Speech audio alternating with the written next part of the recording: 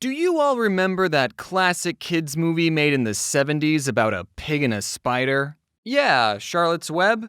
Remember how it made us a lot of money? Wait, didn't we already have this conversation? Yeah, we did. But we're remaking this conversation with better graphics and Will Smith. Yeah.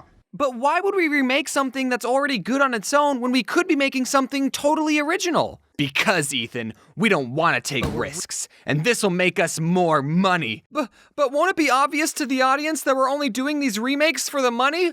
They'll watch it anyways. I don't want you to think that I think that all sequels and remakes are bad. One of my favorite movies is a spin-off, and I'm very excited for the remake of The Dark Crystal to come out, and if you think I'm gonna make a video talking about it when it comes out, you are absolutely correct. So Disney is remaking a bunch of classical movies into live action. They did it with Tarzan, Alice in Wonderland, and they did it with 101 Dalmatians twice. And as someone who enjoys cartoons a little too much, I think it would be cool if they remade Treasure Planet or Atlantis into live action. Both of those movies are underrated and have a lot of high-stake action-packed adventure that would be perfect for a reboot. And if they did get a reboot, it would introduce a new generation of kids to these awesome movies. But that's just my opinion. I'm sure Disney has good reasons for making sequels and spin-offs.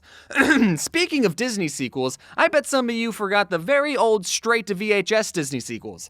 I try to forget about them every day. You can have your own opinion on the Disney sequels, but all the ones that went straight to VHS are terrible. Even The Lion King 2? That one emo lion was kinda hot. Did I stutter? I know all those sequels were technically done by a different studio, but let's just hope that Disney will finally break the bad sequel streak with Frozen 2. Or they should just let it go, straight to VHS.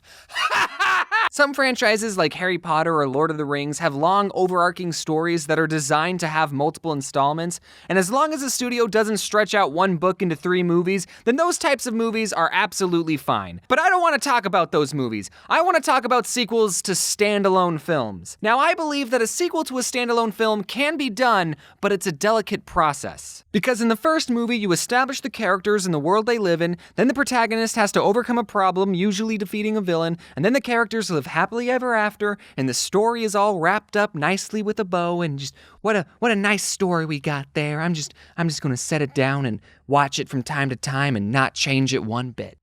But then a sequel comes along and says, "Oh, you thought the characters lived happily ever after?" And then rips off the nice bow and says there's another more evil villain who wasn't mentioned in the first movie for some reason. If a sequel turns out bad, it can devalue the original movie. There's a reason we don't talk about Atlantis 2 or Pocahontas 2.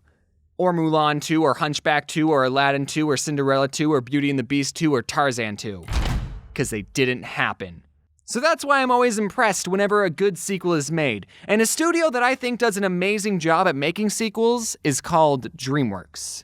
But I've noticed a pattern with DreamWorks franchises that I've coined the DreamWorks trequel paradox. I think the right word might be trilogy, but I'm just gonna say trequel. You see, DreamWorks has a track record of creating amazing sequels, but pretty subpar trequels. Here's what I mean. Now, keep in mind that these are not my opinion. These reviews are objectively correct facts. And also, I just want to say I know that these movies are kids' movies, but I like animated movies more than real ones. And I'm a cartoon character, so Shrek 1. Great movie, great characters, great message, 10 onion layers out of 10. Shrek 2, it's the first movie in history to be better than the original, and it created the best music video of all time. I need 11 heroes out of 10. Shrek 3? Not in my swamp.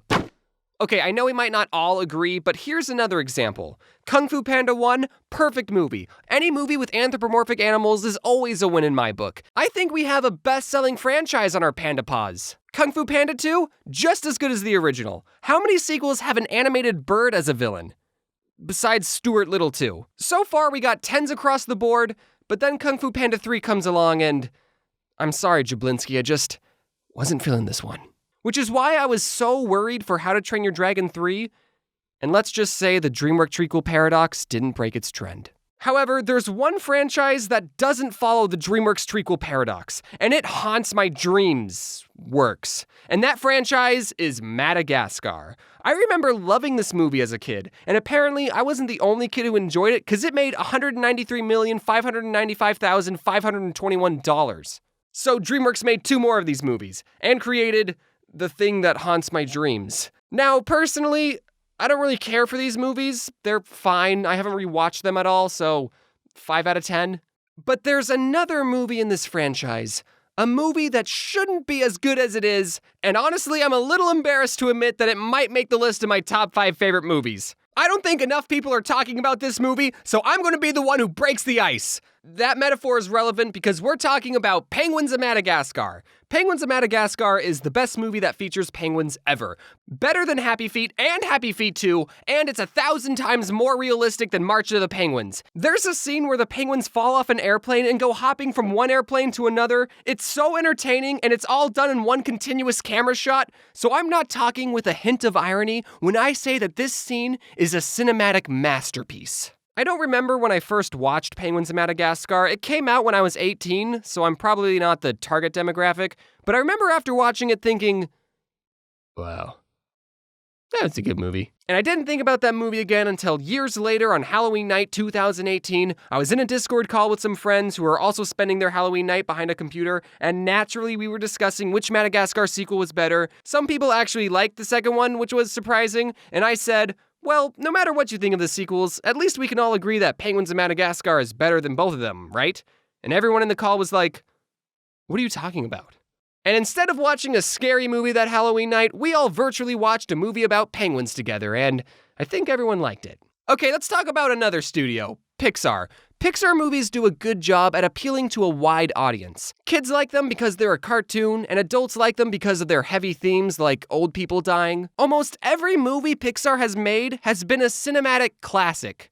Penguins of Madagascar, however, is not one of those emotionally inducing movies. It doesn't teach a thought-provoking life lesson. It's an hour and a half of penguins fighting an octopus, and I love it. Every morning when I watch Penguins of Madagascar, I feel like a kid again. I am jealous of the writing in this movie. Okay, there's one fart joke, but that's my only complaint.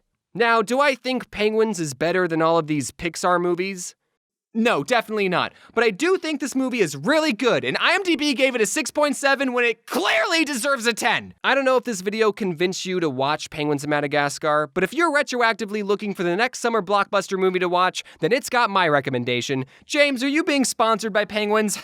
I wish. There wasn't really a point to this video, I just wanted an excuse to talk about my favorite DreamWorks spinoff. So, in conclusion, I'm really excited for The Dark Crystal 2 coming out on Netflix. The show's being released on August 30th, which is coincidentally this channel's 5-year anniversary. So don't expect me to work that day.